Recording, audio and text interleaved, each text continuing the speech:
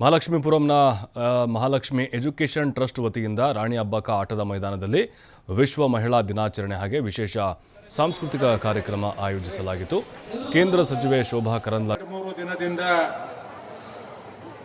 ರಾಣಿ ಅಬ್ಬಕ್ಕ ದೇವಿ ಕ್ರೀಡಾಂಗಣದಲ್ಲಿ ಸ್ವತಂತ್ರ ತಂದುಕೊಟ್ಟಿರ್ತಕ್ಕಂಥ ಹೆಣ್ಣು ಮಕ್ಕಳಲ್ಲಿ ರಾಣಿ ಅಬ್ಬಕ್ಕ ದೇವಿ ಒಬ್ಬರು ಬ್ರಿಟಿಷರ ವಿರುದ್ಧ ಹೋರಾಡಿ ಇದೇ ಕ್ರೀಡಾಂಗಣದಲ್ಲಿ ಮಾಡಬೇಕು ಮಹಿಳೆಯರ ಕಾರ್ಯಕ್ರಮವನ್ನು ಅಂತಕ್ಕಂಥದ್ದನ್ನ ತೀರ್ಮಾನ ಮಾಡಿ 7 ಅಡ್ಡ ಸುಮಾರು ಒಂದು 100 ಮುಖಂಡರುಗಳು 2-3 ದಿನದಿಂದ ಇಲ್ಲೇ ಇದ್ದು ಈ ಕಾರ್ಯಕ್ರಮವನ್ನು ಅತ್ಯಂತ ಯಶಸ್ವಿಗೊಳಿಸಬೇಕು ಅಂತ ದುಡಿದಿರ್ತಕ್ಕಂಥದ್ದು.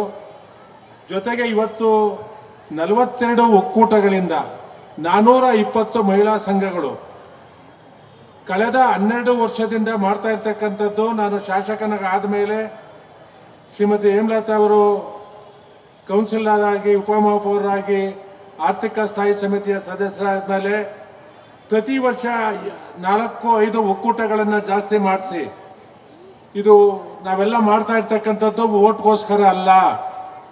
ನನ್ನ ಇದೊಂದು ಕುಟುಂಬ ಮಹಾಲಕ್ಷ್ಮಿ ಲೇಔಟ್ ಅಂತಂದರೆ ಇದೊಂದು ಕುಟುಂಬ ಅಂತಕ್ಕಂಥದ್ದು. ನನಗೆ ಜನ್ಮ ಕೊಟ್ಟಿರ್ತಕ್ಕಂಥದ್ದು ನನ್ನ ತಂದೆ ತಾಯಿ ಇಲ್ಲಿ 4 ಬಾರಿ ಶಾಸಕನಾಗಿದ್ದೇನೆ. ಕಳೆದ ಬಾರಿ ಹೇಳಿದಂಥ ಸಂದರ್ಭದಲ್ಲಿ ಇವತ್ತು ಬಿಡ ಆಗಲ್ಲ. ಇವತ್ತು ನಮ್ಮ ಮಹಾಲಕ್ಷ್ಮಿ ಎಜುಕೇಷನ್ ಟ್ರಸ್ಟ್ ವತಿಯಿಂದ ಸತತವಾಗಿ 12 ವರ್ಷಗಳಿಂದ ವುಮೆನ್ಸ್ ಡೇ ಮಾಡ್ಕೊಂಡು ಬಂದಿರೋಂಥದ್ದು.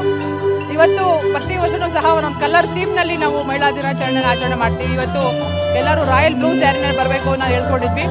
ಹಾಗಾಗಿ ಎಲ್ಲರೂ ಸಹ ಅದೇ ರೀತಿ ಬಂದಿದ್ದಾರೆ.